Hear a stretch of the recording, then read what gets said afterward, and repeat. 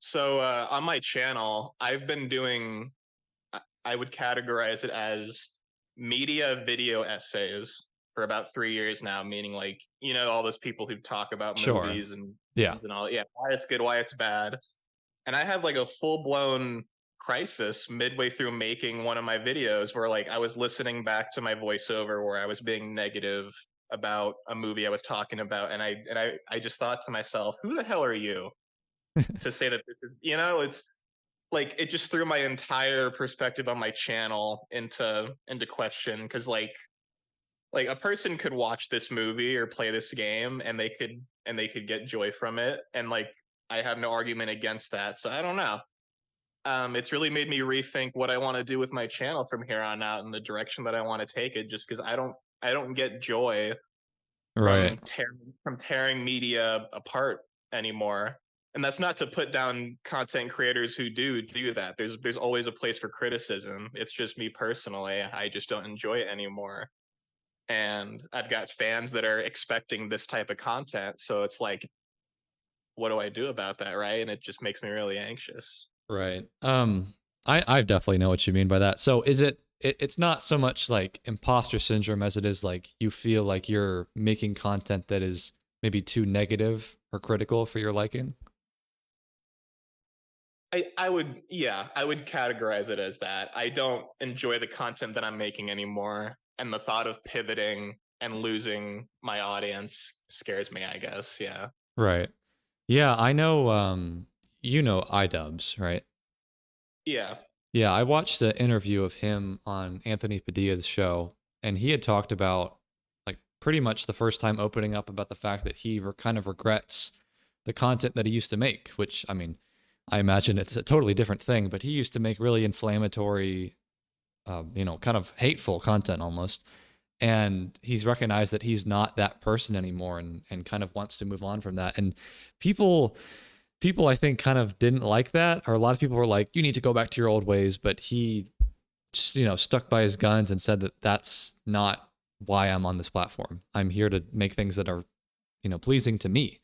And if you feel like that's what you need to do, then I would 100% support you in doing that. It's just that what would you be trying to pivot to?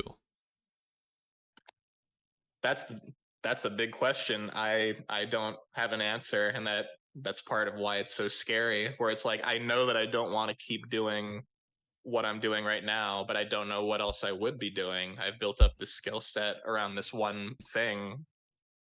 So, I mean, I clearly like your videos. I liked them enough to look through the description and whatnot and try to talk with you. Right. I, I really admire, pardon the pun, but the free flow nature of your content. How like there's obviously a lot of work that goes in behind it, but at the end of the video, it just feels like you're having a chill conversation with a guy. It feels like like the video could have gone anywhere or talked about anything, Mm-hmm. and I like that, and I think that I would like my content to have that same energy to it, where I treat it less like a scripted thing that I have to get down perfectly, and more like I'll just hit record and we'll see whatever it is that I want to talk about. Right. Well, That's my thought process right now. Nothing's final. I have no idea. what would you say your current level of success is with your style of content? Is this like your full time job or just more like a hobby? Um, it used to be a job, and then I neglected it for a little while, came back to it, and then I've been treating it like a hobby. So I would say that it's more like it's like a hobby, a little passion thing I do. Like when you were at your peak, let's say, were you like, is this a lot to give up? Is basically what I'm asking. Um, yeah, it would take a lot to, if I ever wanted to start again, it would take a lot to rebuild or to build up a channel to the point where it is now. Yeah, How long have you been doing content? 5 years, give or take. Okay, so you're a established creator. I don't know. I mean, I have a few subscribers. Yeah, you could say that. Okay. Well, I very much relate to this in that I obviously switched away from making Minecraft content. That's what I built my channel off of. And I did that for, I mean, really, the past 3 months is all I've been doing is in person. Everything else has been Minecraft for the past year. And I knew that if I went down this path forever, that I was either going to just ride out the game until it died in popularity, which I mean, it is the number one game in the world almost, but nothing lasts forever.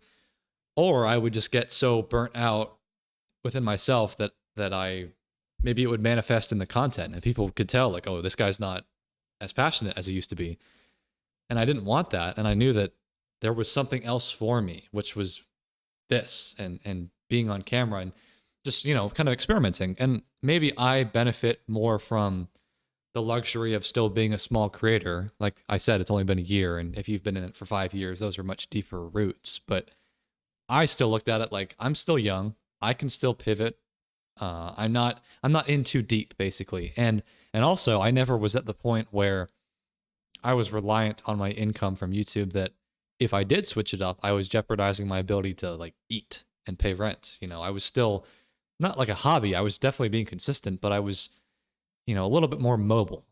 And I think that if you're not happy with your content and it sounds like you're no longer reliant on it or it's not your job anymore, then you should change. And if you don't know what that is, what you're going to change to, that's fine. But it sounds like deep down that like this is not you, right? You know that this is not the authentic version of yourself. Yeah, I definitely know that. Yeah, I've come to that conclusion. I guess, but the concern is still just the way that it makes me feel, and I think about it all the time. Where it's like, well, then what do I do? What do I make a video telling the audience that I'm changing to this? What if I don't end up sticking with that content then because it's new and I haven't tried it out yet? Just that kind of stuff. I'm like, how do I deal with that? Well, tell me more about specifically how it makes you feel when you make the kind of content that you do. Um, so number one, it's a lot of work. It's a lot more work than I think people realize. Like tearing apart a movie or whatever, it's not just dragging and dropping a single file into a clip and then I just drop my rant over it. Like I've got to skim through the movie to find a 5-second clip for what I'm talking about, and then I Right. do that multiple times. So like a minute worth of footage is taking me like hours, right? So it's it takes a lot of time. I'm sorry, what was the question again? I totally spaced out while I was talking there. You're fine. Like how it specifically makes you feel deep down. Like Oh yeah. do you feel like Well, resentful go or ahead. angry or Um, yeah, it makes me feel like an asshole because I'm a filmmaker. I would consider that to be my full time job, right? So talking bad about movies, it's like who am I to make this kind of content when I'm trying to like create this stuff. I feel like an asshole Mhm. talking bad about anything that a person might like, and it's like I can't tell you that you're wrong for doing that. So Right. it makes me feel bad, and like my content's I got to choose my words carefully because, like I said, there is a place for film criticism, and I do respect the people who do that. But for me, it doesn't feel like there's a place for that in my life. Is that because you feel like your natural tendency is more to be like supportive and positive? Oh, absolutely. And in regards to film, yeah, most certainly, I love the art form so much. That's why I based my whole channel around talking about it. Mhm. How would you say that you fell into this style of content to begin with? I was inspired by other YouTubers, most namely Cosmonaut Variety Hour, Shafrillis, and Emp Lemon, if you know who any of those guys are. I don't, but I imagine that I've taken inspiration from creators myself, so it's easy to Yeah, fall into that trap, right? yeah, like I would see Cosmonaut talking bad about movies, and I thought, oh, that's funny. I could do that. And Shaft the same thing. And then Emp Lemon, I got more of my like editing style from. But yeah, I Mhm. was inspired by creators, and like I definitely have my own style now, but you can still see traces of where I got inspired from in my styles for sure. Mhm. How long have you been feeling like you need to change your content? At least a year now. It's taken me like a year to finish my latest project for that same reason. But you said that this is not your full-time job, right? No, but it's a hobby. I do it for fun, right? And it's not fun anymore, but I want it to be fun again. Right. But is it that you want this channel specifically to be fun, or you just want to have fun making content on YouTube, whatever that might be? The second one. I want to have fun making content on YouTube again. Mm-hmm. Yeah, I think that's what the core thing is, because if you're on YouTube voluntarily, it's not your job, and you are here with the goal of making things that are pleasing to you and your audience, but they're not pleasing to you, then you got to look at yourself like, what the hell am I doing? You know? And it sounds like you have. It sounds like you are very much self-aware of that. But like I said, I've been through the exact same thing as you, and I kind of like saw the writing on the wall, and I knew that if I kept going, that this was just going to destroy my passion, you know? And that's like the most tragic thing, especially with YouTube, because you're here because you're wanting to have fun and make valuable content. You want to give people something entertaining or something educational, and if you don't enjoy it, then that defeats the whole point of doing it, you know? Um, but have you, to what extent have you brainstormed other types of content to do, or is it like you have no sense and you just know that you have to do something else? Kind of a mixture of both, if that makes any sense. I've definitely jotted down lots of ideas that I could do, Mm-hmm. but a lot of the ideas that I did come up with fell back in line with my old style of content, if that makes any sense. So it was like, oh, what if instead of talking about movies, I talk about this other thing? And then I'm like, wait a minute, this is the exact same process that I was outlining for my older videos, except now I'm talking about a different thing. Like nothing's changed. And then Right. that puts me back into the second category where it's like, all right, well now what? Like I said, I really do admire your style of videos. I've definitely thought about doing stuff like what you do, where it's just me talking and giving my opinions on stuff and whatever I'm thinking at the time. And is there a That was an reason? Is there a reason you haven't done that yet? uh because I'm debating whether or not to start a new channel and start doing it that way, or to update my current audience and start doing it on my old channel. I'd say that's the biggest factor.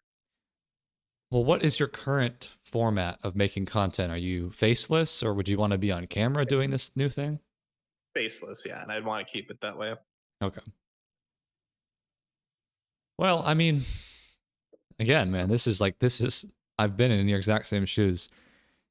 If you feel like it would be the same format more or less, faceless, and you would be pivoting more to topics that just interest you, I can get behind doing that on the same channel and not wanting to give that up. You just have to be prepared that if you make content that is so wildly different from what people around you have come to expect, then you're going to get some comments of like, you should just go back to the old stuff. Like daily, very much daily, I'm still getting comments of like, you should just go back to Minecraft because that's what I want.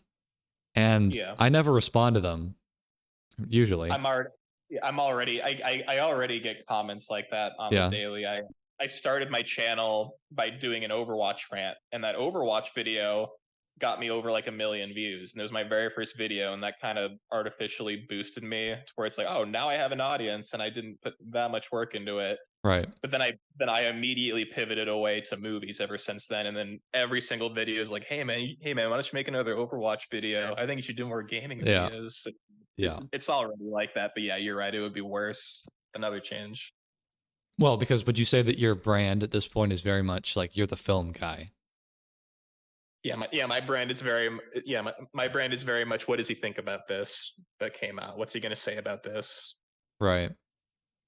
And do you feel like in pivoting to new content that you would want this to be, I mean, you said faceless, but would you want this to be something where it's like your name and this is just like your identity, or you're still going under like an alias on YouTube as like the film guy or something?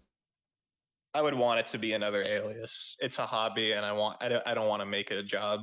At least, Mm-hmm. yeah, I don't think I want to make it a job. Well, man, I gotta say, with all the information that you've given me, it does sound like you need to do something different for sure, because I can tell that it's not making you happy anymore. But I would say that abandoning a channel for a new one is a hard decision. I definitely thought about it when I switched to in person. I was like, maybe I should just make a new channel with my real name and the profile picture is just me or whatever. But with my channel specifically, I called it flow state, right? I wanted it to represent this idea of doing what is interesting to you, to follow your passion, your flow, so to speak, get into that flow state. And I felt like I knew that it would be disingenuous if I did a new channel, because I was like, I should just put it all here. This is just me on the internet. This is, authenticity basically. And if that's what your goal is, I don't know, maybe it's a little bit different, then you could just do it on the same channel and just ride it out. And, like you said, you've already become prepared the fact that people are going to probably dissent to your new content, but, is what it is. If it's making you happy, then that's what matters. Yeah, that makes a lot of sense. And yeah, no, you're right. I definitely have internally come to that conclusion. Now it's just actually pulling the trigger. And Yeah. so when you change your content, you mentioned that you would maybe like to make content that I do. Would it Yeah. be about just like your life, or would it still be about a topic like film?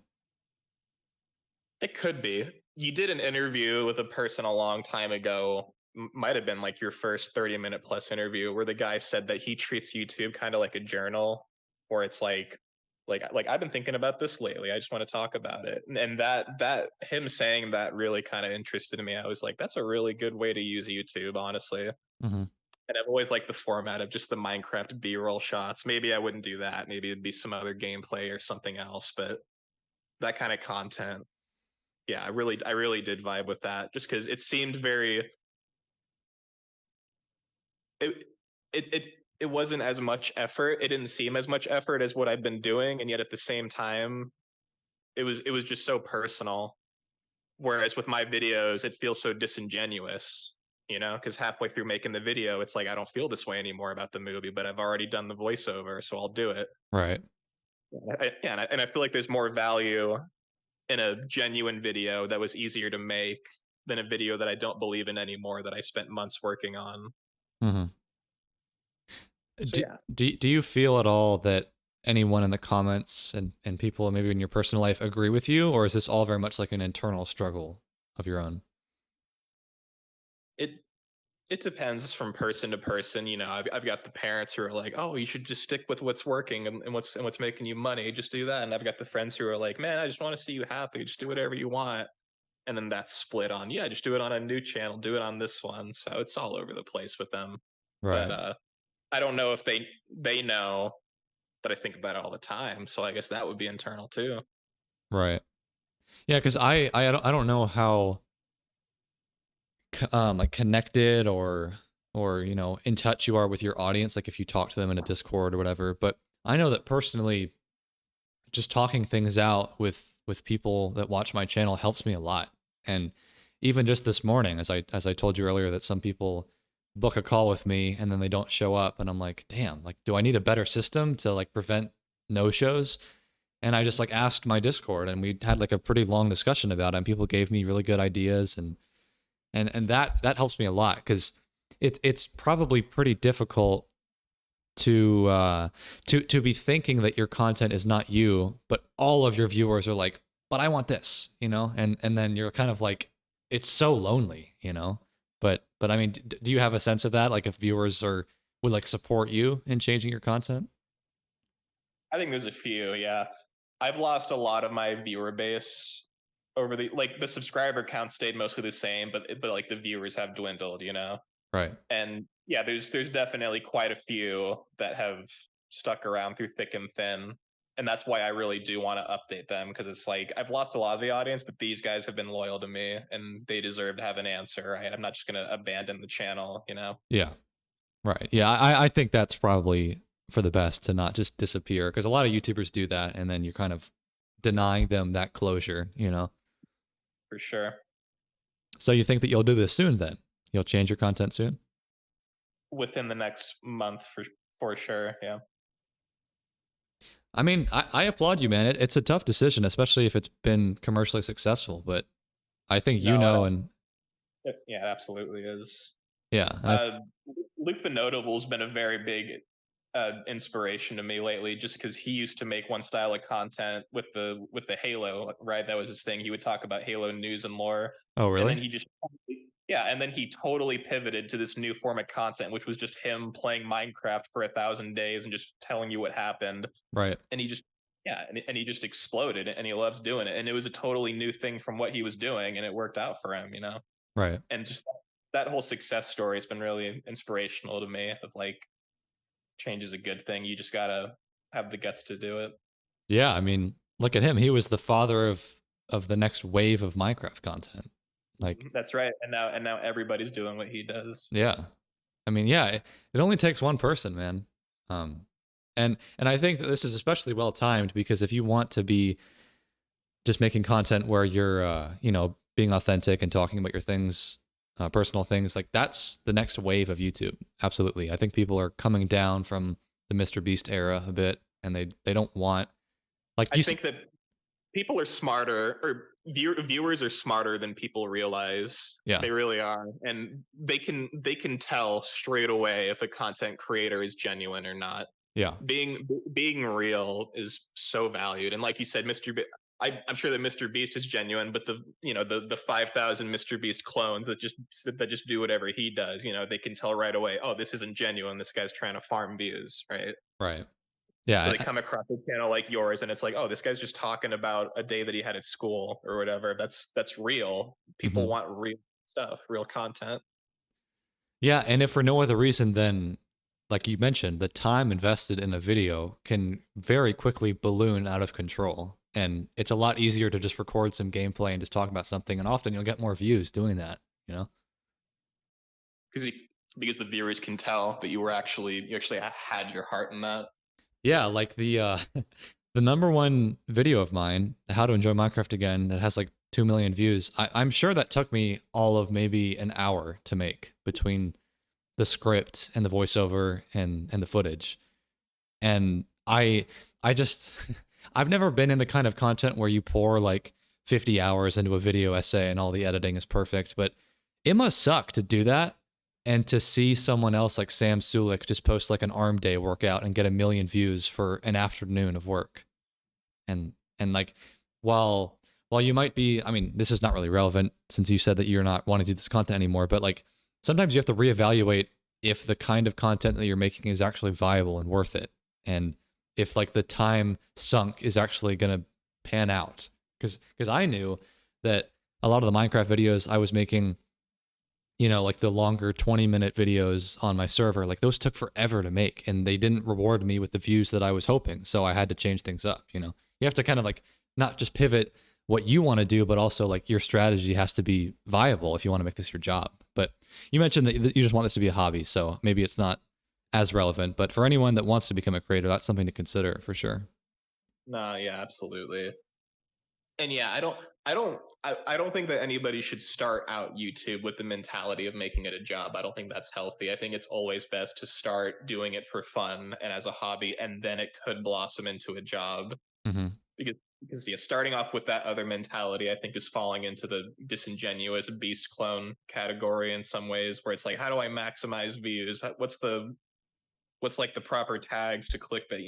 That whole mindset, I think, is very toxic, and Yeah. there's enough of that on YouTube as it is. Yeah, I mean that's kind of what I went through because when I initially had that success, I was not obviously acclimated to that. I didn't know what I was doing. And I kind of fell into that trap of like, well, these videos worked, so why don't I just make 50 other videos like that for the next 6 months? And that was probably a contributing factor to why I burned out making that kind of content because I was like, this is just boring now. Like this is not me anymore. Yeah, for sure, man. Well, I do hope. I mean, you said in a month from now. I do hope that that works out for you because I I always tell people if they want to become a YouTuber or make some sort of content, if you're not enjoying it, then what is the point?